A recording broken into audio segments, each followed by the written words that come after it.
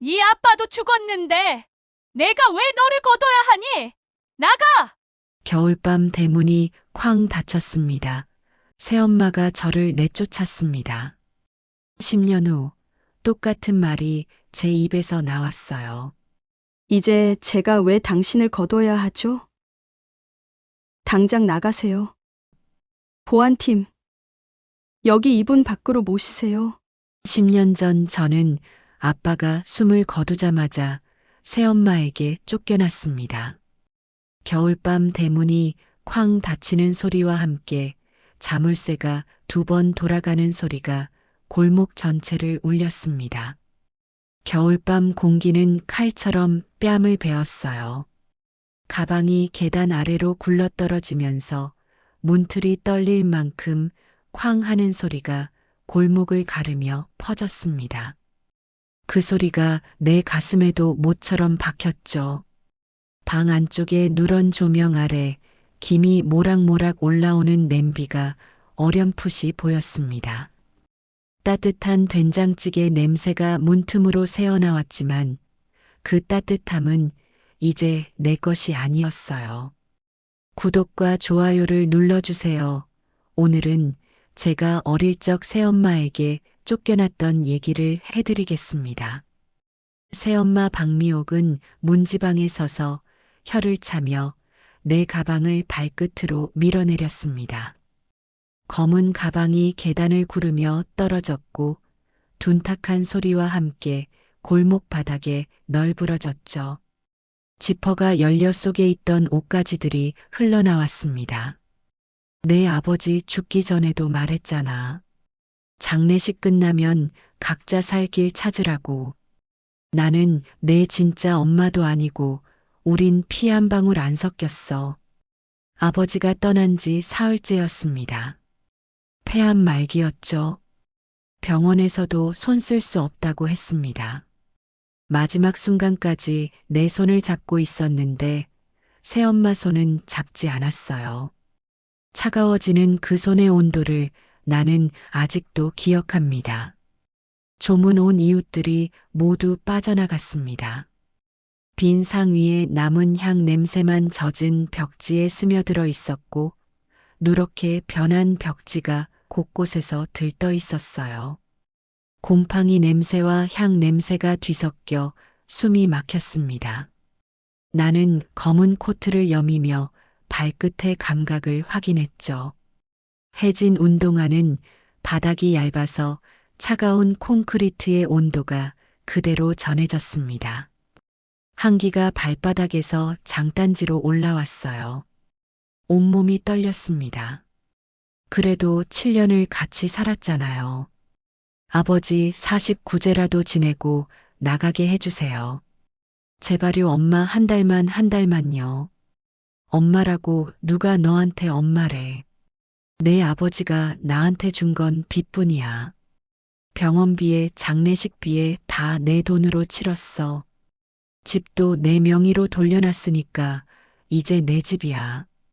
그녀의 목소리가 점점 높아졌습니다. 침이 튀었죠. 서슬퍼런 말들에 나는 한 발짝 뒤로 물러서다가 계단 끝에 발이 걸렸습니다. 균형을 잃을 뻔했어요. 7년 동안 그녀를 엄마라고 불렀습니다. 하지만 그녀는 단 한 번도 나를 딸이라고 부른 적이 없었더군요. 야! 그게 내 이름이었습니다. 박미옥이 집 안으로 들어가더니 봉투 하나를 던졌어요. 봉투가 내 발 앞에 떨어졌는데 10,000원짜리 5장이 들어 있었습니다. 이게 마지막이야. 내 아버지 유품도 다 정리할 거니까 가져갈 거 있으면 지금 말해. 아참 통장에 돈 있을 거라고 기대하지 마. 다 병원비로 나갔으니까. 아버지 사진이라도 주세요. 엄마 사진도요 제발요. 기다려. 그녀가 다시 들어가더니 액자 2개를 들고 나왔습니다. 아버지 사진과 친엄마 사진이었죠. 액자 모서리가 깨져 있었고 유리에 금이 가 있었습니다. 박미옥이 액자를 내 가방 위에 떨어뜨리고는 현관문을 닫으려고 했어요. 나는 급하게 물었습니다. 아버지가 마지막으로 뭐라고 하셨어요? 저한테 전할 말 없으셨어요. 미안하다고 했어. 너한테 아무것도 남겨주지 못해서. 그것뿐이야, 이제 가. 대문이 쾅 닫혔습니다. 자물쇠 돌아가는 소리가 2번 들렸죠. 철컥 철컥. 그 소리가 내 가슴에도 자물쇠를 거는 것 같았습니다. 울음이 올라왔어요. 목구멍이 뜨거워졌지만 울음은 체온을 올려주지 못한다는 것을 너무 잘 알았습니다. 울어봤자 더 추워질 뿐이었죠. 흩어진 옷가지를 주워 담았습니다. 액자를 조심스럽게 가방에 넣는데 깨진 유리 조각이 손가락을 베었어요. 피가 났습니다. 빨간 피가 하얀 눈 위에 떨어졌죠. 아버지, 저 이제 어떡해요? 17살에 어디로 가야 하나요? 왜 저를 혼자 두고 가셨어요? 골목 끝 가로등 아래 검은 고양이 한 마리가 나를 빤히 쳐다봤습니다. 노란 눈이 어둠 속에서 빛났어요. 고양이도 집이 있을 텐데 나는 갈 곳이 없었습니다. 고양이가 낮은 소리로 울었는데 마치 나를 위로하는 것 같았죠. 주머니를 뒤져봤습니다. 새엄마가 준 5만 원과 내가 가진 돈을 합쳐도 7만 원이 채 안 됐어요. 며칠 버틸 수 있을까? 시장 쪽 불빛이 어둠 속에 섬처럼 떠 있었습니다. 새벽 시장은 이 시간에도 불이 켜져 있었고 뜨거운 국물 냄새가 바람에 실려왔죠. 돼지국밥 냄새였습니다. 뱃속이 울렸어요. 배가 고팠습니다. 아니 추웠어요. 아니 둘 다였죠. 하지만 더 무서운 건 외로움이었습니다. 세상에 혼자 남겨진 기분이었어요. 걷다가 문득 뒤를 돌아봤습니다. 박미옥이 사는 집이 저 멀리 보였는데 아버지와 7년을 살았던 집이었죠. 창문에서 불빛이 새어나왔습니다. 따뜻한 불빛이었지만 그 따뜻함은 이제 영원히 내 것이 아니었어요. 골목 끝에 다다르자 바람이 더 세졌습니다. 귀 안쪽이 얼얼해질 만큼 차가운 공기였죠. 내 숨결처럼 금방 사라질 것 같은 내 존재가 무서웠어요. 이제부터는 도와주는 사람도 없습니다. 기댈 어른도 없었죠. 살아남기부터 시작해야 했습니다. 17살 겨울. 내 인생의 진짜 시작이었습니다. 누군가 지나가는 발소리가 들렸습니다. 취한 남자였어요. 비틀거리며 걸어오는 그를 보고 나는 벽에 몸을 붙이고 지나가기를 기다렸죠. 세상이 갑자기 넓고 무서워졌습니다. 시장이 가까워질수록 불빛이 밝아졌어요. 간판들이 번쩍거렸습니다. 24시간 돼지국밥, 해장국 전문, 순대국밥. 손가락에서 흐르던 피가 멈췄죠. 피가 얼어붙은 것 같았습니다.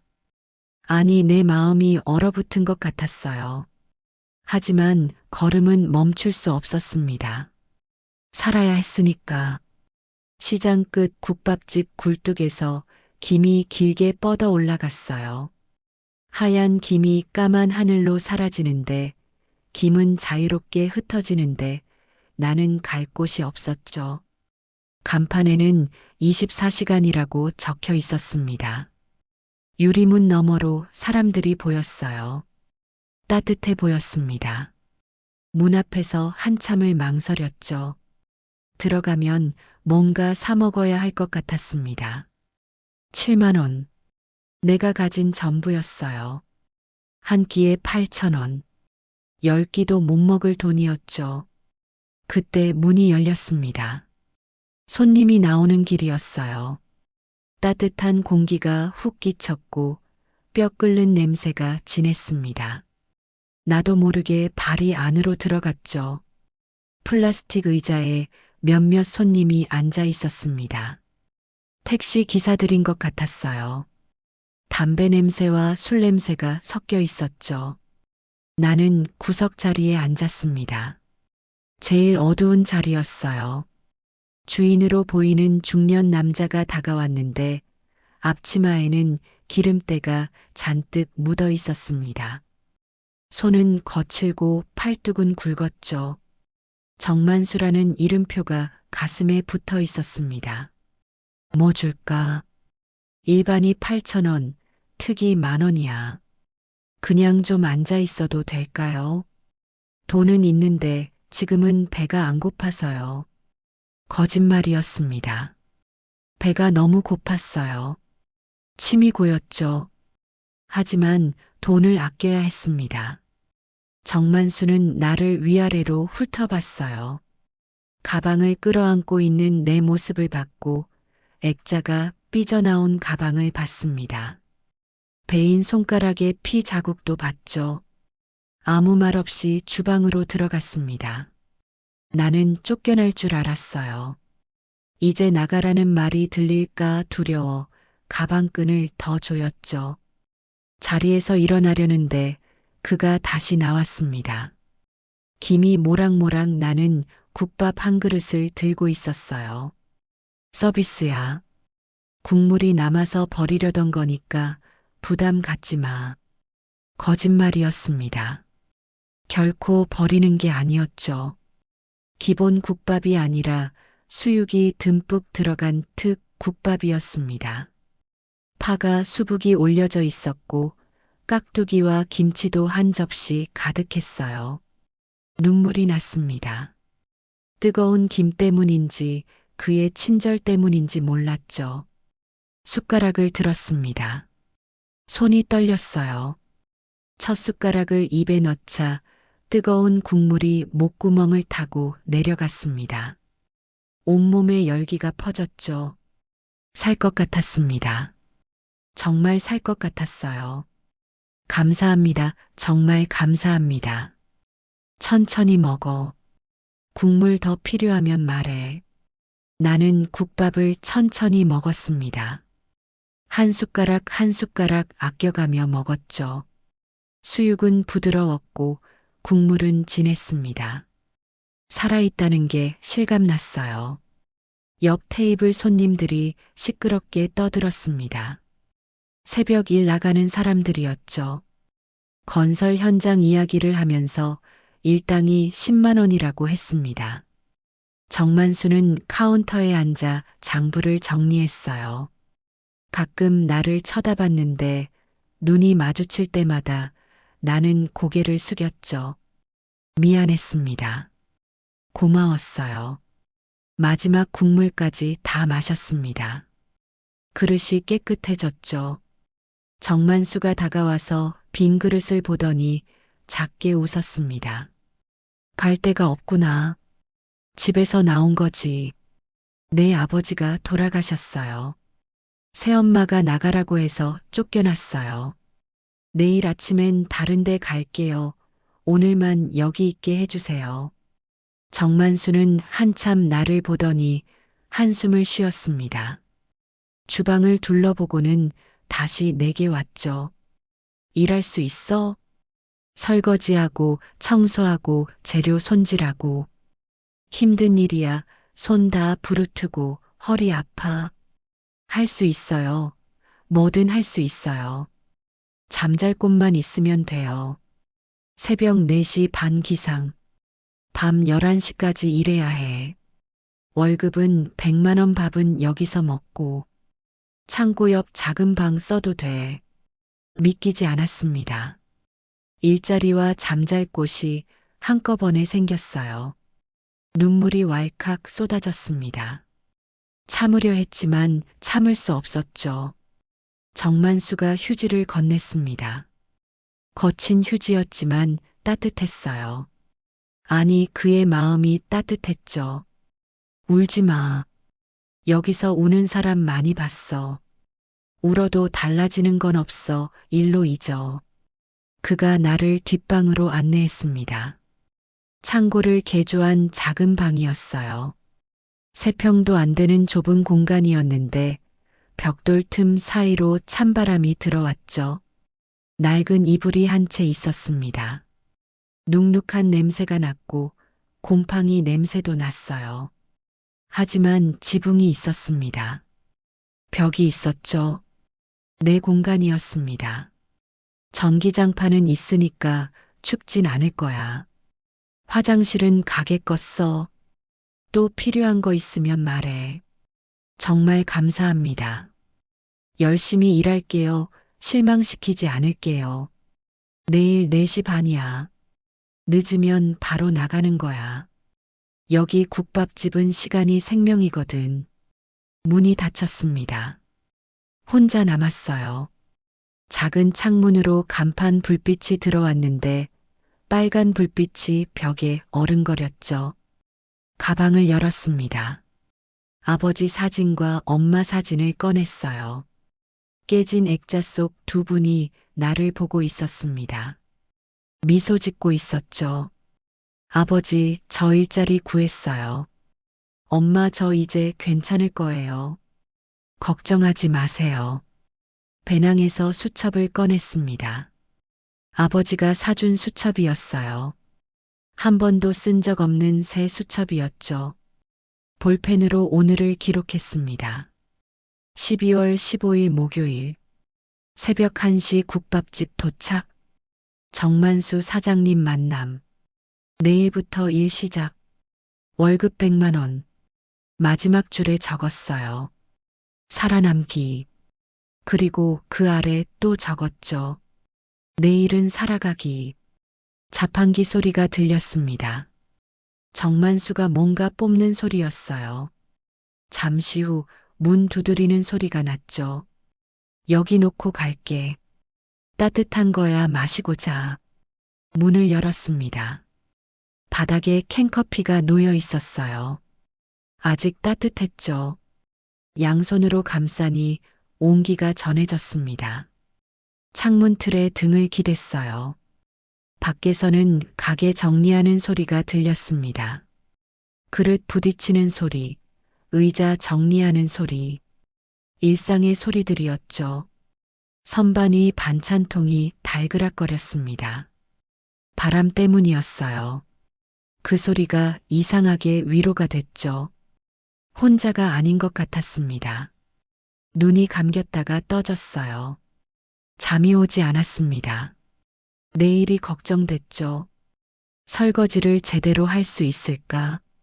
정만수 사장님을 실망시키지 않을까? 할 수 있어. 아무리 힘들어도 버틸 거야. 여기서 쫓겨나면 갈 데가 없어. 새벽 2시가 넘어서야 잠이 들었습니다. 꿈을 꿨어요. 아버지가 나타났죠. 따뜻한 손으로 머리를 쓰다듬으며 괜찮다고 했습니다. 잘할 거라고 했어요. 4시에 알람이 울렸습니다. 벌떡 일어났죠. 온몸이 쑤셨지만 일어나야 했습니다. 오늘부터 시작이었으니까요. 새벽 4시 반, 정만수는 이미 주방에서 뼈를 삶고 있었습니다. 거대한 솥 3개에서 하얀 김이 폭포처럼 쏟아졌어요. 사골 냄새가 진동했고 주방은 이미 전쟁터였죠. 정만수가 고무장갑을 던졌습니다. 노란색 고무장갑이었는데 안이 찢어진 부분을 테이프로 붙인 흔적이 있었어요. 내 첫 장비였습니다. 저기 보이는 그릇 전부 닦아. 뜨거운 물 3번, 찬물 1번, 마지막에 마른 행주. 그릇에 물자국 있으면 다시 해. 네, 알겠습니다. 세제는 얼마나 쓰면 될까요? 세제는 아껴 베이킹소다 먼저 써. 기름때 심한 것만 세제. 손 아껴가며 해오래 해야 하니까. 설거지통은 3개였습니다. 애벌, 중간, 마지막. 차례대로 씻어야 했죠. 그릇이 산더미처럼 쌓여 있었습니다. 첫 그릇을 집었는데 미끄러져서 떨어뜨릴 뻔했어요. 기름기가 너무 많았죠. 베이킹 소다를 뿌리고 문지르니 거품이 일었습니다. 뜨거운 물이 고무 장갑을 뚫고 들어왔어요. 손등이 빨갛게 달아올랐지만 멈출 수 없었습니다. 그릇은 계속 쌓였으니까요. 5시가 되자 첫 손님이 들어왔습니다. 환경미화원 아저씨들이었어요. 형광색 조끼를 입고 있었는데 추운 새벽 일을 마치고 온 것 같았죠. 사장님 특 둘이요. 소주도 한 병 주세요. 깍두기 많이 주고. 정만수가 능숙하게 국밥을 퍼담았습니다. 나는 깨끗한 그릇을 재빨리 전달했어요. 아직 따뜻한 그릇이었고 김이 모락모락 올랐죠. 주문이 들어올 때마다 긴장했습니다. 그릇이 모자라면 안 됐으니까요. 빨리 씻어야 했고 손이 점점 빨라졌습니다. 6시가 되자 본격적으로 손님이 몰렸어요. 공사장 인부들, 택시 기사들, 시장 상인들 모두 아침을 먹으러 왔죠. 그릇 빨리. 숟가락 젓가락도 모자라. 네, 지금 하고 있어요. 정신이 없었습니다. 그릇 씻고 닦고 정리하고 또 씻고 닦고 정리하고 끝이 없는 반복이었죠. 손목이 아팠습니다. 어깨가 결렸어요. 허리가 끊어질 것 같았고 손가락은 불에 데인 듯이 붉게 부풀어 있었죠. 하지만 쉴 수 없었습니다. 9시가 되어서야 잠깐 숨을 돌렸어요. 정만수가 국밥 한 그릇을 밀어줬습니다. 아침이었죠. 빨리 먹고 다시 시작해야 해. 점심 장사가 진짜거든. 국밥을 후루룩 들이켰습니다. 맛을 느낄 겨를도 없었어요. 그저 연료를 넣는 기분이었죠. 일어서려는데 다리가 후들거렸습니다. 벌써 4시간을 서 있었는데 앞으로 12시간이 더 남았어요. 막막했습니다. 손가락을 폈다 쥐었다 했는데 뻣뻣했죠. 고무 장갑을 벗어보니 손이 퉁퉁 불어 있었습니다. 하얗게 변해 있었어요. 첫날은 다 그래. 일주일만 버티면 적응돼. 못 버티면 그만두는 거고. 버틸 수 있어요. 아무리 힘들어도 할 거예요. 점심시간이 됐습니다. 벽시계가 땡 12시를 알렸죠. 줄이 골목 끝까지 이어졌고 김이 피어올라 앞이 보이지 않을 정도였습니다. 손님이 줄을 서서 기다렸어요. 빈자리가 나면 바로 차 있었죠. 그릇이 미친 듯이 쌓였습니다. 씻어도 씻어도 끝이 없었어요. 팔이 마비될 것 같았고 기계가 된 기분이었죠. 잔반을 버리는 일도 내 몫이었습니다. 남은 음식을 큰 통에 모았는데 음식물 쓰레기 냄새가 역했어요. 토할 것 같았습니다. 오후 3시 잠깐의 휴식. 다리가 풀려서 주저앉을 뻔했죠. 정만수가 의자를 가져다 줬습니다. 10분 쉬어. 저녁 장사 또 시작이야. 저녁이 진짜 전쟁이거든. 10분 동안 의자에 앉아 있었습니다. 천국이었어요. 앉아 있다는 게 이렇게 행복한 일인지 처음 알았죠. 주방 벽에 걸린 시계를 봤습니다. 오후 3시 10분. 아직 8시간이 남았어요. 정말 버틸 수 있을까? 일어섰습니다. 다시 고무 장갑을 꼈고 설거지통 앞에 섰죠. 그릇이 또 쌓여 있었습니다. 저녁 시간 술손님들이 몰려왔어요. 그릇뿐 아니라 소주잔 맥주잔도 산더미였습니다. 유리가 깨지지 않게 조심해야 했고 신경이 곤두섰죠. 밤 11시 마지막 손님이 나갔습니다. 정만수가 입구문을 닫고 간판 불을 껐어요. 하루가 끝났습니다. 수고했어. 첫날인데 잘했어. 내일도 이러니까 준비해. 내 내일 더 잘할게요. 뒷방으로 돌아왔습니다. 그대로 쓰러졌어요. 옷도 못 갈아입었고 전신이 젖은 걸레처럼 무거웠죠. 억지로 일어나 수첩을 꺼냈습니다. 오늘을 기록해야 했어요. 펜을 잡는 손이 떨렸고 글씨가 삐뚤빼뚤했죠. 12월 16일 금요일. 첫 출근. 새벽 4시 반부터 밤 11시까지. 설거지 약 500개. 손부름 허리 아픔. 하지만 버텼다. 그리고 관찰한 것들을 적었습니다. 아침 7시 피크, 점심 12시 피크, 저녁 6시 피크, 특 국밥이 제일 많이 나감. 회전율 1시간에 테이블당 3회전. 돈의 흐름이 보인다. 언제 바쁘고 언제 한가한지, 무엇이 잘 팔리고 무엇이 안 팔리는지, 정만수가 하루 매출을 계산하는 걸 흘끗 봤습니다. 대략 200만 원.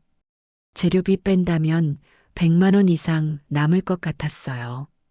작은 가게지만 돈은 컸죠. 기록을 마치고 누웠습니다. 온몸이 쑤셨어요. 내일 일어날 수 있을까 두려웠죠.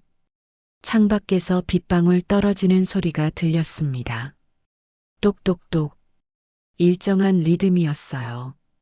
그 소리에 호흡을 맞췄죠. 할 수 있어. 내일은 오늘보다 나을 거야. 더 빨리 더 정확하게. 그러나 무너지지 않게. 언제 잠들었는지 모르게 잠이 들었습니다.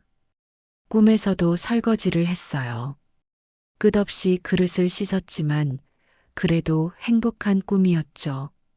일할 곳이 있다는 꿈이었으니까요. 일주일이 지났습니다. 손은 부르트고 갈라졌어요. 허리는 항상 아팠지만 적응이 됐습니다. 리듬을 찾았죠. 한 달이 지났습니다. 첫 월급을 받았어요. 100만 원. 현금으로 받았는데 돈을 세는 손이 떨렸죠. 정만수 사장님 정말 감사합니다. 이렇게 많이 주실 줄 몰랐어요. 약속한 거니까. 앞으로도 열심히 해. 너는 할 수 있어. 그날 밤 통장을 만들었습니다. 시장 안 은행 ATM에서 100만 원을 입금했어요. 잔고가 찍혔죠. 100만 원. 수첩에 적었습니다. 첫 월급 100만 원. 통장 개설. 시작이다. 이제 진짜 시작이다. 1년이 흘렀습니다. 손은 이제 가죽처럼 두꺼워졌어요. 뜨거운 물도 두렵지 않았고 그릇 1000개쯤은 거뜬했죠. 나는 국밥집의 일부가 되어 있었습니다. 통장에는 돈이 차곡차곡 쌓였어요. 1000만 원이 넘었죠. 정만수는 약속대로 매달 100만 원을 줬습니다. 밥값도 반값도 안 받았어요. 그의 배려였습니다. 어느 날 시장 입구를 지나가다 간판을 봤어요. 검정고시 학원. 3개월 완성반. 그 간판이 나를 부르는 것 같았죠. 사장님 부탁이 있어요. 오후 2시부터 4시까지 학원 다니고 싶어요. 검정고시 준비하려고요. 그 시간이 제일 한가하긴 해. 대신 새벽 준비는 더 일찍 와야 해. 4시에 와서 재료 손질 미리 해놔. 감사합니다. 정말 감사합니다. 일은 절대 소홀히 안 할게요. 그렇게 공부가 시작됐습니다. 새벽 4시 일 시작. 오후 2시 학원. 오후 4시 다시 일. 밤 11시 마감. 그리고 새벽까지 복습. 잠은 하루 4시간이었죠. 피곤이 뼛속까지 쌓였지만 머릿속에도 지식이 쌓였습니다. 수학, 국어, 영어, 과학, 사회. 하나씩 내 것이 되어갔어요. 학원 선생님이 놀랐습니다. 너 머리 좋구나. 이해가 빠르네. 그 말이 내 가슴을 쳤어요. 그동안 누구도 나를 그렇게 불러주지 않았더군요. 이 정도면 충분히 합격해. 그냥 열심히 하는 거예요. 시간이 없어서 집중해서 해요.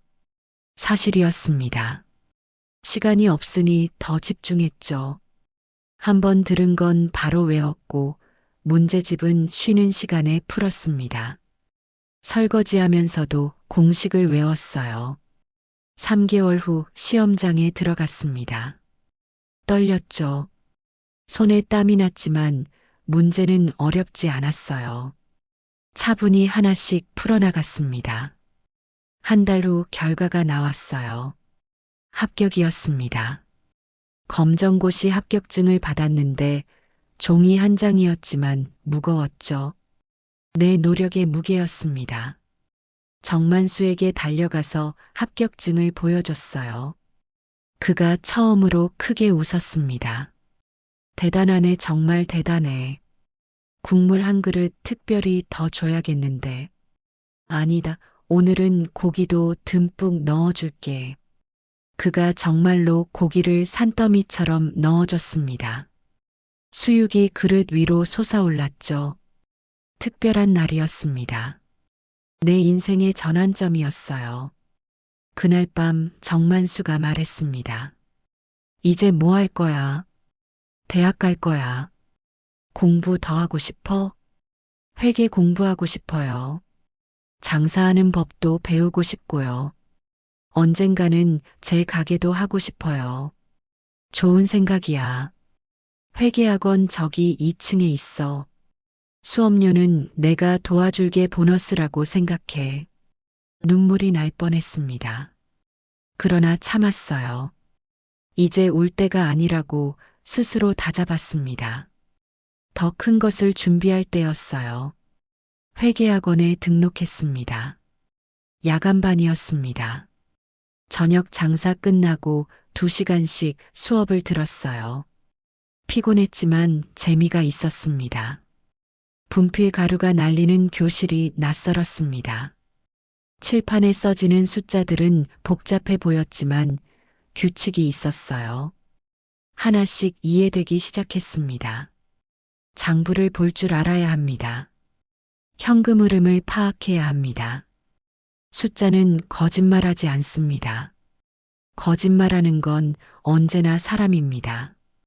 그 말이 가슴에 꽂혔습니다. 숫자는 거짓말하지 않는다는 문장을 내 수첩에 크게 적었어요. 별표도 3개 그었습니다. 수업이 끝나면 국밥집으로 돌아왔습니다. 정만수의 장부를 흘끔 봤어요. 이제 숫자가 읽혔습니다. 매출, 매입, 이익, 손실이 다 보였어요. 시장을 돌아다니며 관찰했습니다. 어떤 가게는 손님이 많고 어떤 가게는 텅 비어 있더군요. 그 차이가 뭘까 생각했어요. 위치가 좋은 가게, 메뉴가 단순한 가게, 회전율이 빠른 가게가 돈을 벌더라고요. 그러던 어느 날 깨달음이 왔습니다. 사람들이 나를 무시한다는 걸 느꼈어요. 어린 여자애, 설거지만 하는 애로 보더군요. 그래서 결심했습니다. 무시당하는 걸 이용하자고요. 못하는 척, 모르는 척 하기로 했습니다. 그게 내 무기가 될 수 있었어요. 너 요즘 달라졌어. 뭔가 보는 눈이 생겼어. 장사 배우고 싶다며. 그냥 보는 거예요. 아직 잘 모르겠어요. 사장님이 하시는 거 구경만 해요. 사실 거짓말이었습니다. 이미 많이 알고 있었어요. 원가 계산도 손익분기점도 계산할 수 있었습니다. 하지만 모르는 척 했습니다. 시장 상인들과 친해졌습니다. 정육점 아저씨, 야채가게 아줌마, 수산물 가게 사장 다들 나를 불쌍하게 봤어요. 그들의 동정 어린 눈빛이 오히려 나를 더 강하게 만들었습니다. 기록할 이유가 생겼으니까요. 아이고, 어린 것이 고생이 많네. 공부는 하니. 이런 데서 일만 하면 어떡해. 그냥 먹고 살려고요. 공부는 머리가 안 따라줘요. 설거지나 열심히 해야죠. 그들은 내 앞에서 편하게 이야기했습니다. 무언가 이야기, 손님 이야기, 장사 비법 이야기가 술술 흘러나왔어요. 저는 다 들었습니다. 그리고 다 수첩에 적었어요. 밤마다 정리했습니다. 시장의 돈 흐름, 계절별 매출 변화, 성공하는 가게의 비밀, 실패하는 가게의 이유를 쌓아 올렸어요. 패턴이 보이기 시작했습니다. 1년 반이 지났습니다. 회계 자격증을 땄습니다. 세무 공부도 했고 경영책도 읽었어요. 준비가 되어가고 있었어요. 정만수가 어느 날 제안했습니다. 동업하지 않을래? 2호점 내려고 하는데 너랑 같이 하면 좋을 것 같아. 저요, 제가 뭘 안다고요. 전 그냥 설거지만 할 수 있어요. 사장님이 하시는 거 도와드릴게요. 겸손하긴. 내가 얼마나 똑똑한지 내가 모를 것 같아. 천천히 생각해봐. 동업 제안은 좋은 기회였습니다. 하지만 아직은 때가 아니라고 생각했어요. 더 배워야 했고 더 준비해야 했습니다. 무엇보다 내 것을 만들 준비가 필요했어요. 그날 밤 수첩을 펼쳤습니다. 2년 동안의 기록이 빼곡했습니다. 매출 패턴, 손님 동선, 메뉴별 수익률, 입지별 매출 차이 모든 게 데이터로 쌓여 있었어요. 내 가게를 그려봤습니다. 작지만 효율적인 가게, 단순한 메뉴, 빠른 회전, 확실한 맛. 그게 내가 만들 가게였습니다. 2년이 지났습니다. 20살이 되었어요. 통장에는 2,500만 원이 모였어요. 정만수의 동업 제안을 정중히 거절한 뒤 저는 제 길을 찾기 시작했습니다. 시장 끝자락에 작은 가게가 나왔습니다. 보증금 1,000만 원, 월세 50만 원이었어요. 좁은 공간이었지만 위치는 나쁘지 않았습니다. 유동인구도 있었어요. 사장님, 저 독립하려고 해요. 그동안 정말 감사했어요.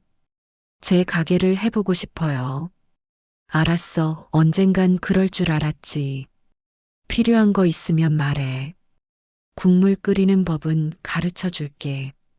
정만수는 약속대로 비법을 알려줬습니다.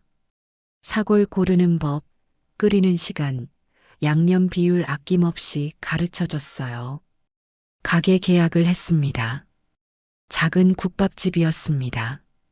테이블 5개와 좌식방 하나, 주방은 겨우 2명이 들어갈 정도였어요. 인테리어는 최소한으로 했습니다. 중고 주방 기구를 샀고 간판도 작게 만들었어요. 순인의 국밥, 그게 제 첫 가게 이름이었습니다. 개업 첫날 손님이 없었습니다. 둘째 날도 마찬가지였어요. 일주일이 지나도 하루 10명이 채 안 왔습니다. 불안했어요. 왜 안 올까? 맛은 똑같은데 가격도 더 싼데 한 달이 지났습니다. 적자였어요. 월세도 겨우 냈고 재료비도 빠듯했습니다. 관찰하기 시작했습니다. 손님들의 동선을 지켜봤어요. 제 가게 앞을 그냥 지나쳤습니다. 왜 그럴까 생각하다가 간판이 안 보였다는 걸 알았어요. 간판을 크게 바꾸고 조명을 밝게 했습니다. 메뉴판을 밖에 세워두자 조금씩 손님이 늘었어요. 그래도 여전히 적자였습니다. 그때 한 남자가 나타났습니다. 김준호라고 했어요. 식당 컨설턴트라고 명함을 내밀었습니다. 사장님 젊으시네요. 장사가 잘 안 되죠. 제가 도와드릴게요. 무슨 도움이요? 돈 없어요. 컨설팅 비용 낼 돈 없어요. 돈은 나중에 받을게요. 성공하면 주면 돼요. 일단 같이 해봐요. 의심스러웠습니다. 하지만 절박했어요. 망하기 직전이었고 선택의 여지가 없었습니다. 김준호가 가게를 둘러보고 메뉴를 보더니 한숨을 쉬었습니다. 메뉴가 너무 많아요. 국밥 하나로 줄이세요. 그리고 24시간 하세요.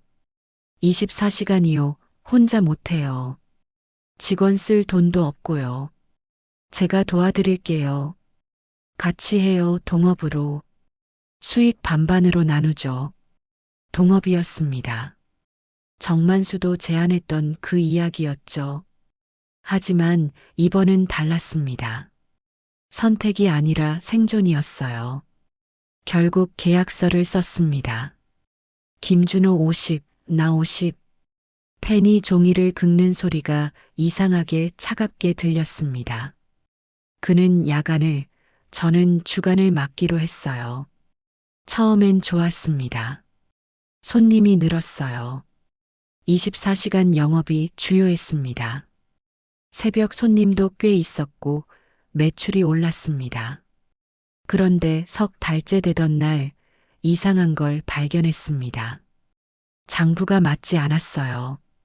현금이 부족했고 재고도 이상했습니다. 장부가 안 맞아요. 현금이 10만 원 부족해요. 재고도 이상해요. 내가 훔쳤다는 거야. 그냥 실수겠지. 의심하지 마. 그 후로도 계속됐습니다. 돈이 조금씩 사라졌어요. 10만 원, 20만 원, 30만 원, 특히 술이 많이 줄었습니다. 결국 CCTV를 몰래 설치했습니다. 새벽 3시 고요한 가게에서 금전함이 열리는 소리를 들었어요. 그 순간 제 가슴속도 함께 찢어지는 듯 아팠습니다. 김준호가 금전함을 열고 돈을 꺼내 주머니에 넣었어요. 친구들을 불러 공짜로 먹이고 술도 막 내줬습니다. 증거를 모았습니다. 일주일 동안 촬영했어요. 빼돌린 돈이 200만 원이 넘었습니다. 더는 참을 수 없었어요. 나가요. 다 알아요. CCTV 봤어요. 경찰 부르기 전에 나가요. 증거 있어. 계약서 봤어. 동업자야. 쫓아낼 수 없어. 막막했습니다. 계약서가 문제였어요. 법적으로 그를 바로 쫓아낼 수 없었습니다. 변호사 상담을 받았지만 소송에는 시간과 돈이 들었어요. 결국 합의했습니다. 제가 가게를 포기하는 조건이었습니다. 보증금도 포기했고 그는 가게를 가졌습니다. 저는 빈손으로 나왔어요. 다시 길거리에 섰습니다. 2년 전 그날처럼요. 하지만 달라진 게 있었습니다. 이번엔 울지 않았습니다. 분노도 잠시였어요. 곧 냉정해졌습니다. 실패의 이름을 붙였습니다. 첫 번째, 무리한 동업. 두 번째, 사람을 너무 믿음. 세 번째, 계약서를 제대로 안 봄. 이름을 붙이니 덜 무섭더군요. 객관적으로 볼 수 있었고 다시는 반복하지 않겠다고 다짐했습니다. 정만수를 찾아갔습니다. 그는 아무 말 없이 받아줬어요. 다시 설거지를 시작했습니다. 월급을 150만 원으로 올려줬어요. 실패는 누구나 해. 중요한 건 다시 일어서는 거야. 넌 할 수 있어. 알아요. 다시 할 거예요. 이번엔 혼자 할 거예요. 동업은 절대 안 해요. 6개월 동안 다시 돈을 모았습니다. 더 열심히 일했고 더 많이 관찰하며 더 꼼꼼히 기록했어요. 그리고 새로운 규칙을 만들었습니다. 수첩 첫 장에 크게 적었습니다. 첫째 핵심 결정은 혼자 한다. 둘째 사람을 쉽게 믿지 않는다.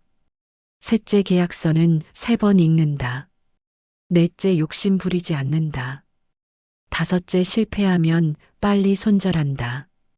매일 아침 그 규칙을 읽었습니다. 외우다시피 했어요.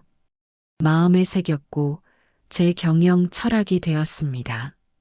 넘어졌지만 일어섰습니다. 더 강해졌어요. 이제 진짜 시작이라고 느꼈습니다. 어느 날 시장을 걷다 보니 제가 하던 가게가 망했더군요. 김준호는 도망쳤다고 했습니다. 빚만 남기고 사라졌다더군요. 이상하게 시원하지 않았습니다. 불쌍하다고 느꼈어요. 그도 나처럼 실패한 사람이었으니까요. 다만 실패를 인정하지 못한 사람이었죠. 정만수가 말했습니다. 복수는 성공이야. 내가 성공하는 게 최고의 복수야. 그러니까 열심히 해. 맞는 말이었습니다. 복수는 성공이었어요. 더 크게 성공하는 것, 그게 진짜 복수라고 믿었습니다. 밤이 깊어지면 규칙을 되뇌었습니다. 핵심 결정은 혼자 의심하고 검증하기, 계약서 꼼꼼히, 욕심 부리지 않기, 규칙은 작은 촛불 같았어요. 바람에 흔들려도 꺼지지 않았고 오히려 더 단단해졌습니다. 제 길을 비추는 빛이 되었어요. 실패 후 3개월 다시 1,000만 원을 모았습니다. 이번엔 달랐어요. 철저히 준비했습니다. 완벽한 입지를 찾았어요. 시장 정문에서 30m, 버스 정류장 앞, 주차 공간 확보, 보증금 1,500만 원, 월세 80만 원으로 계약했습니다. 계약서는 3번 읽었고 변호사 검토도 받았습니다. 특약 사항까지 넣었어요. 준비는 완벽했습니다. 가게 이름을 든든한 국밥으로 정했습니다. 심플했고 기억하기 쉬웠어요. 신뢰감을 주는 이름이었어요. 이번엔 혼자였습니다. 새벽 5시부터 밤 10시까지 하루 17시간 일했어요. 힘들었지만 내 것이었고 모든 결정이 내 것이었습니다. 실패 후 2년이 더 지났습니다. 24살이 되었어요. 통장에는 다시 5천만 원이 모였습니다. 이번엔 정말 달랐습니다. 철저히 준비했거든요.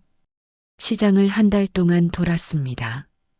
모든 가게의 위치를 지도에 표시했고 유동 인구를 시간대별로 측정했어요. 매출을 추정하면서 최적의 자리를 찾았습니다. 시장 입구에서 50m, 큰 길에서 한 블록 안쪽, 주차하기 편한 곳. 그런 자리가 나왔습니다.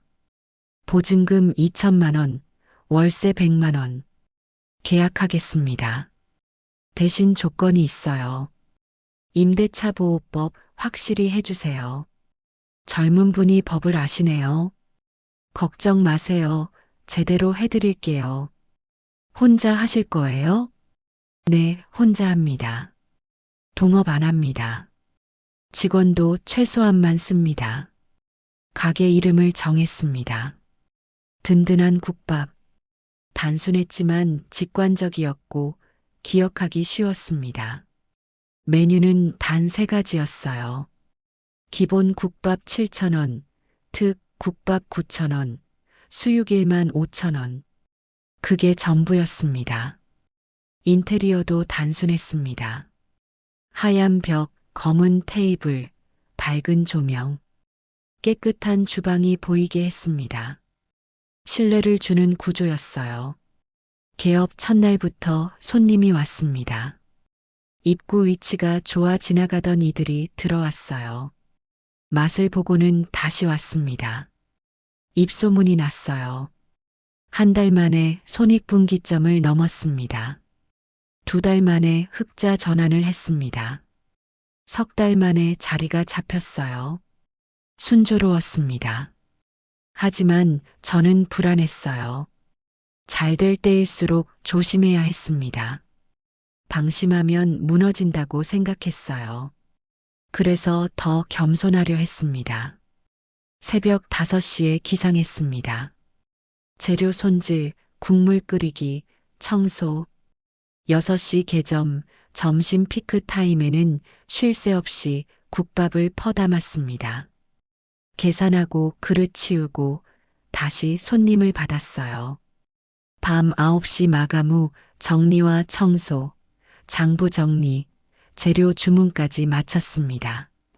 밤 11시에 퇴근했어요. 매일 같은 일상이었습니다. 하지만 지치지 않았습니다. 내 가게였으니까요. 내 이름으로 하는 장사였으니까요. 반년이 지났습니다. 단골이 생겼습니다. 택시기사 박씨, 환경미화원 김씨, 공사장 인부 이씨. 다들 아침마다 왔습니다. 사장님 젊은데 요리 잘하네. 어디서 배웠어요? 맛이 정말 깊어요. 그냥 열심히 끓인 거예요. 정성껏 하면 맛이 나오더라고요. 앞으로도 잘 부탁드려요. 일부러 나이를 숨기지 않았습니다. 젊은 여자 사장, 그게 화제가 됐습니다. 호기심에 오는 사람도 있었어요. 하지만 정체는 숨겼습니다. 재벌 2세도 아니고 대단한 집안도 아니라고 했어요. 그냥 열심히 사는 사람이라고 말했습니다. 1년이 지났습니다. 매출이 안정됐습니다. 하루 300만 원, 한 달 9천만 원, 순이익 3천만 원. 돈이 쌓이기 시작했습니다. 통장 잔고가 1억을 넘었습니다. 이제 확장을 생각할 때였어요. 변호사를 찾아갔습니다. 법인 설립을 의뢰했습니다. 주식회사 든든. 자본금 5천만 원, 대표이사는 저였습니다. 나이가 어리신데 법인까지 만드시네요. 큰 그림이 있으신가 봐요. 그냥 하나씩 해보는 거예요. 욕심은 없어요. 차근차근 할 거예요. 거짓말이었습니다. 큰 그림이 있었습니다. 100개 점포, 그게 목표였으니까요. 하지만 말하지 않았습니다. 2호점을 준비했습니다. 같은 시장 반대편 1호점과 500m 거리. 경쟁하지 않고 시너지가 나는 위치였어요. 직원을 뽑았습니다. 주방 아주머니 1명, 홀 아르바이트 1명. 최소 인원이었습니다.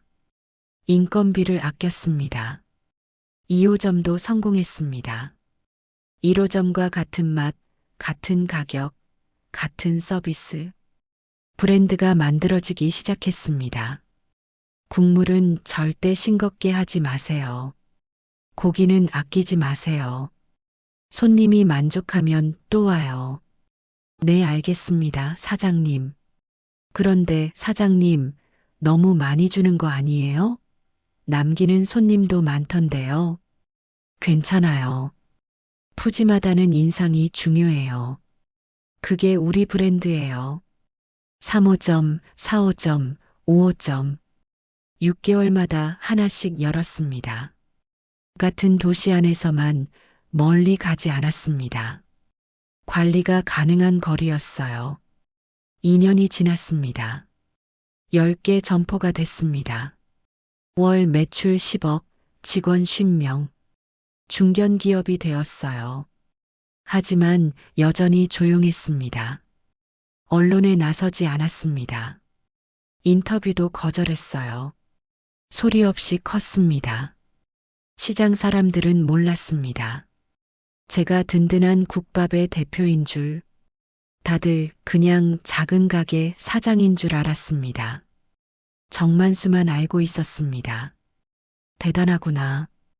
10개라니 정말 대단해. 언제 말할 거야, 사람들한테? 아직이에요. 더 커야 해요.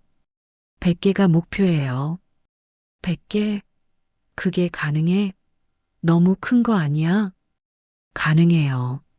3년 안에 할 거예요. 지켜봐 주세요. 시장을 걸으며 생각했습니다. 10년 전 쫓겨났던 그날. 그때는 아무것도 없었습니다. 이제는 다릅니다. 10개의 가게가 있고 50명의 직원이 있고 든든한 회사가 있습니다. 하지만 아직도 숨겼습니다. 정체를 드러낼 때가 아니었습니다. 더 커야 했습니다. 더 단단해져야 했습니다. 그때 드러내도 늦지 않았습니다. 조금만 더 크면 그때 모든 걸 보여줄 거라 다짐했습니다. 밤이 깊었습니다. 사무실에 혼자 앉아 있었습니다. 10개 점포의 매출표를 봤습니다. 숫자들이 춤을 추는 것 같았어요. 아름다운 숫자들이었습니다. 창밖을 보니 도시의 불빛이 반짝였습니다. 그 불빛 속 어딘가에 제 가게들이 있었습니다. 제가 만든 가게들이었어요. 3년 후 점포는 87개가 되었습니다. 전국으로 퍼졌습니다. 대도시는 물론이고 중소도시까지 든든한 국밥 간판이 걸렸습니다. 본사 건물도 샀습니다. 시내 중심가 8층 건물, 1층은 플래그십 매장, 나머지는 사무실, 옥상에는 직원들을 위한 정원까지 만들었습니다. 직원 수는 500명이 넘었고 연 매출은 1200억을 기록했어요. 업계 1위가 되었습니다. 하지만 여전히 제 이름은 알려지지 않았습니다. 법인 대표 이름만 등기부에 있을 뿐 언론에 나간 적도 없고 사진도 공개한 적이 없었습니다. 저는 그림자 대표로 남아 있었습니다. 그러던 어느 날 본사 로비에서 10년 만에 재회가 있었습니다. 박미옥이 왔습니다. 저는 27살 든든 그룹의 대표였습니다. 전국 87개 지점, 직원 500명, 연 매출 1200억, 8층 건물 전체가 우리 것이었고 1층 플래그십 매장에서는 늘 국밥 냄새가 피어올랐습니다. 그날은 화요일 점심시간이 가까워지고 있었습니다. 오전 회의가 길어져 임원들과 신규 매장 10개 오픈 프로젝트를 점검하고 1층으로 내려왔습니다. 로비는 붐볐습니다. 직원들이 점심 약속을 잡으며 전화를 하고 있었고 거래처 사람들도 오가고 있었습니다. 납품업체 대표가 다가와 인사를 했습니다. 대표님 안녕하세요. 점심 맛있게 드세요. 다음 주 미팅 잘 부탁드립니다. 네, 수고하세요. 다음 주에 뵙겠습니다. 커피를 사러 카페 쪽으로 향했습니다. 그런데 이상한 광경이 눈에 들어왔습니다. 로비 한가운데 누군가 서 있었습니다. 낡은 검은 외투를 걸친 사람이었습니다. 구부정한 자세, 떨리는 손, 헝클어진 백발. 박미옥이었습니다. 심장이 멈추는 것 같았습니다. 10년 만이었습니다. 그녀는 확실히 늙어 있었습니다. 얼굴에 주름이 가득하고 눈은 움푹 들어가 있었으며 손에는 구겨진 갈색 봉투를 들고 있었습니다. 직원들이 웅성거리기 시작했습니다. 저 사람 누구지? 왜 저기 서 있어? 대표님 아시는 분인가? 경비 불러야 하나? 이상한데 신고해야 되는 거 아니야? 박미옥이 저를 발견했습니다. 눈이 마주쳤습니다. 그녀의 눈에 눈물이 고였습니다. 다가오기 시작했습니다. 비틀거리는 걸음이었죠. 너 정말 너구나. 이렇게 컸어. 정말 내가 여기 사장이야. 목소리가 떨렸습니다. 10년 전보다 훨씬 쉰 목소리였습니다. 그녀가 봉투를 높이 들었습니다. 손이 심하게 떨렸습니다. 직원들의 시선이 모두 우리에게 쏠렸습니다. 누군가는 휴대폰을 꺼내 동영상을 찍기 시작했습니다. 순식간에 구경꾼들이 모여들었습니다. 박미옥이 갑자기 울부짖었습니다. 내 아버지 죽은 뒤 내가 널 거뒀었잖니. 7년이나 키웠어. 7년이나. 밥 먹이고 재우고 학교 보냈잖아. 이제 내가 날 도와야지. 그게 도리잖아. 봉투를 흔들었습니다. 안에서 서류가 삐져나왔습니다. 하나가 바닥에 떨어졌습니다. 병원 진단서였습니다. 이거 봐라, 진단서야. 폐암 3기야, 죽어간다고. 빚 독촉장도 있어. 집도 없어. 월세방에서 쫓겨날 처지야. 죽으란 거냐? 정말 죽으란 거냐? 봉투를 거꾸로 들었습니다. 서류들이 와르르 쏟아졌습니다. 로비 대리석 바닥에 흩어졌습니다. 하얀 종이들이 여기저기 널브러졌습니다. 병원 진단서, 항암치료 견적서 5천만 원, 사채 독촉장, 신용카드 연체 고지서, 월세 체납 통지서, 전기요금 미납 고지서까지. 직원들이 숨을 죽였습니다. 손님들도 멈춰섰습니다. 로비 전체가 우리를 주시했습니다. 카페 직원도 커피 만들기를 멈췄습니다. 10년 전과는 완전히 달랐습니다. 그때는 아무도 없는 골목이었습니다. 이제는 수백 명이 지켜보는 무대였습니다. 숨을 곳도 없었습니다. 저는 천천히 몸을 숙였습니다. 종이를 하나씩 집어들었습니다. 폐암 진단서를 펼쳐봤습니다. 3기 맞았습니다.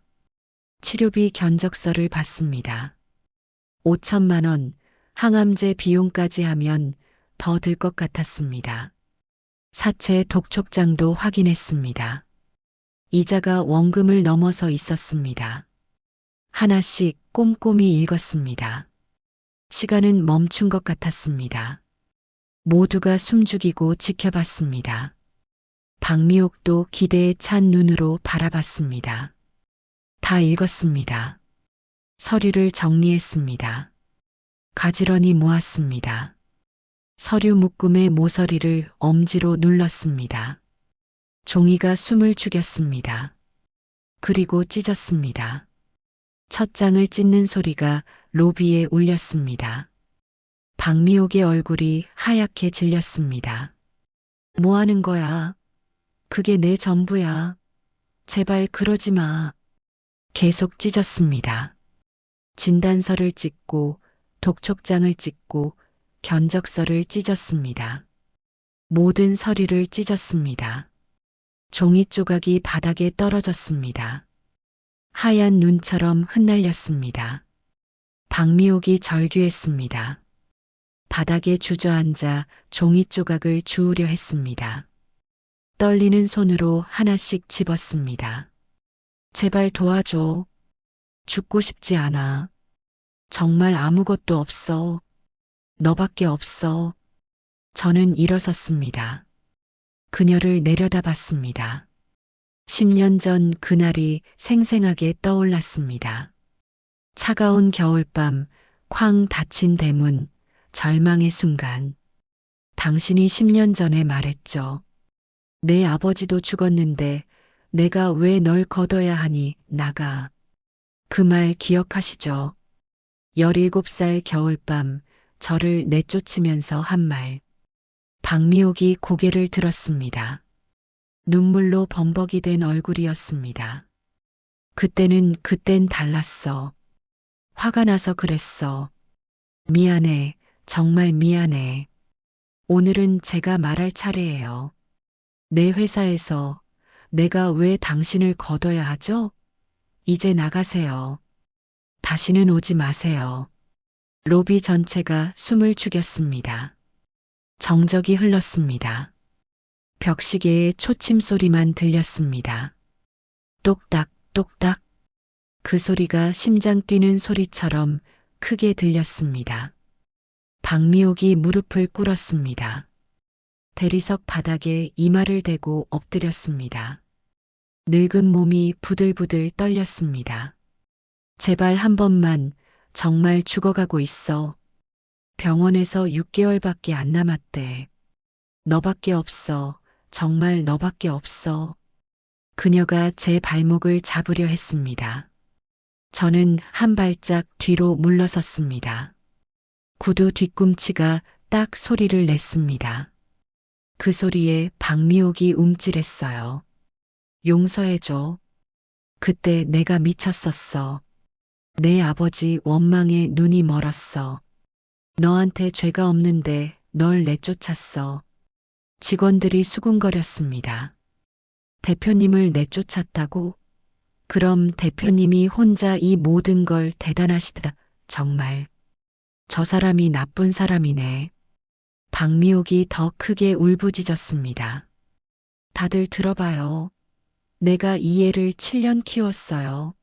학교도 보내고 밥도 먹였어요. 은혜를 모르면 안 되잖아요.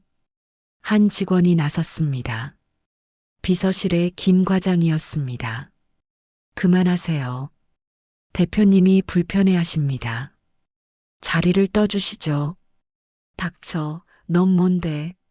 내가 이 애 키운 사람이야. 엄마나 다름없어. 엄마를 버리는 게 말이 돼? 엄마라고요. 제 목소리가 차갑게 울렸습니다. 로비가 다시 조용해졌습니다. 당신은 단 한 번도 날 딸이라고 부른 적 없어요. 야! 그게 제 이름이었죠. 7년 동안 단 한 번도 엄마 소리를 들은 적 없어요. 그건 내가 서툴러서. 진짜 엄마가 아니니까. 하지만 키웠잖아. 밥은 줬잖아. 밥값은 아버지 유족연금으로 충당했죠. 학비는 아버지 보험금으로 냈고요.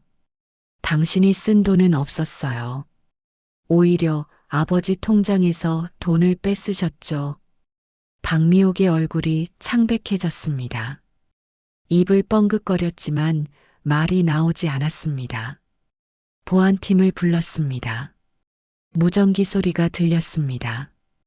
곧 2명의 경비원이 다가왔습니다. 저분을 밖으로 모셔주세요.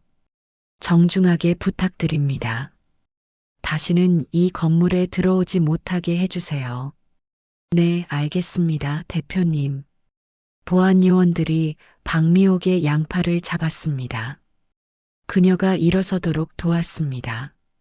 하지만 박미옥은 버텼습니다. 바닥을 손톱으로 긁었습니다. 안 돼. 안 갈 거야. 여기서 죽을 거야. 너 때문에 죽는다. 다 너 때문이야. 끌려가면서도 계속 소리쳤습니다. 침을 튀기며 저주했습니다. 너도 나처럼 될 거야. 혼자 늙어 죽을 거야. 아무도 안 도와줄 거야. 후회할 거야. 꼭 후회할 거야. 회전문이 가까워졌습니다. 유리문이 천천히 돌기 시작했습니다. 철컥 첫 번째 구간이 돌았습니다. 10년 전 그 소리가 떠올랐습니다. 대문이 닫히던 소리, 자물쇠가 돌아가던 소리, 똑같은 철컥 소리였습니다. 철컥 두 번째 구간이 돌았습니다. 박미옥이 밖으로 나갔습니다. 유리문 너머로 그녀의 모습이 보였습니다. 주저앉아 울고 있었습니다. 하지만 이번엔 달랐습니다. 쫓겨나는 사람이 바뀌었고 문을 닫는 사람이 바뀌었습니다. 10년이 모든 걸 뒤집은 순간이었어요. 직원 한 명이 조용히 박수를 치기 시작했습니다. 신입사원인 것 같았습니다. 곧 다른 직원도 따라 쳤습니다. 박수 소리가 점점 커졌습니다. 로비 전체에 박수 소리가 울렸습니다. 거래처 사람들도, 카페 직원들도, 경비원들도 함께 박수를 쳤습니다. 저는 손을 들어 멈추게 했습니다. 박수가 멎었습니다. 다시 조용해졌습니다. 여러분, 제 목소리를 높였습니다. 모두가 저를 보았습니다. 이 일은 사적인 문제입니다. 하지만 한 가지는 분명합니다. 우리가 어떤 선택을 하느냐에 따라 미래가 바뀝니다. 잠시 말을 멈추고 직원들의 눈을 하나씩 보았습니다. 저는 10년 전 저분에게 쫓겨났습니다. 17살 겨울밤이었죠. 하지만 그 덕분에 여기까지 왔습니다. 몇몇 직원들의 눈가가 붉어졌습니다. 과거는 끊어야 합니다. 붙잡으면 앞으로 갈 수 없습니다. 저는 오늘 제 과거를 끊었습니다. 여러분도 더 나은 선택을 하시길 바랍니다. 고개를 숙여 인사했습니다. 직원들도 고개를 숙였습니다.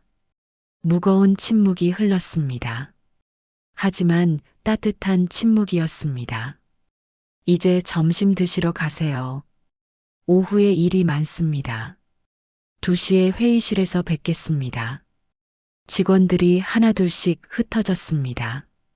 놀라운 일을 본 표정이었지만 이해하는 눈빛이었습니다. 엘리베이터로 향했습니다. 김 과장이 따라왔습니다. 대표님 괜찮으세요? 힘드셨을 텐데. 필요한 거 있으시면 말씀하세요. 괜찮아요, 김 과장. 오히려 시원해요. 10년 만에 짐을 내려놓은 기분이에요. 엘리베이터 문이 닫혔습니다. 올라가는 동안 거울 속 제 얼굴을 보았습니다. 27살, 이제는 어른이 된 얼굴이었습니다. 17살 소녀는 더 이상 없었습니다. 8층에 도착했습니다. 대표실로 들어왔습니다. 큰 창으로 도시가 내려다 보였습니다. 저 아래 1층 입구도 보였습니다. 박미옥이 아직도 있었습니다. 회전문 앞에 주저앉아 있었습니다. 지나가는 사람들이 쳐다봤습니다. 누군가 동전을 던졌습니다. 거지로 본 것 같았습니다. 10년 전에 제가 떠올랐습니다. 길거리에 서 있던 저, 갈 곳 없던 저. 하지만 그때의 저는 일어섰습니다. 그녀는 일어서지 못했습니다.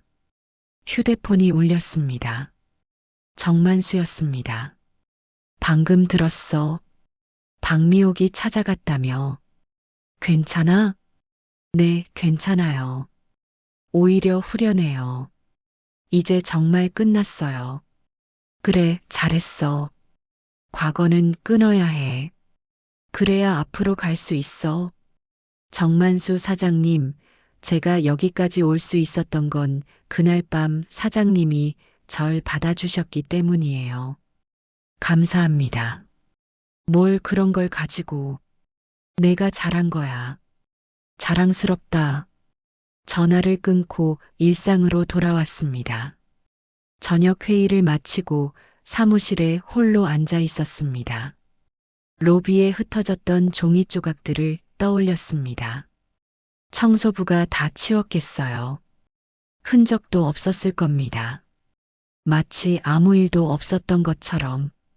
하지만 있었습니다. 분명히 있었습니다. 10년의 시간이 뒤집힌 순간이었으니까요. 그날 밤 저는 1호점으로 갔습니다. 처음 제 이름으로 세웠던 작은 국밥집이었습니다. 문을 열자 김이 자욱한 국밥 냄새가 퍼졌습니다. 사장님 오셨어요. 특 드릴까요? 네, 특으로 주세요. 수육도 추가로요.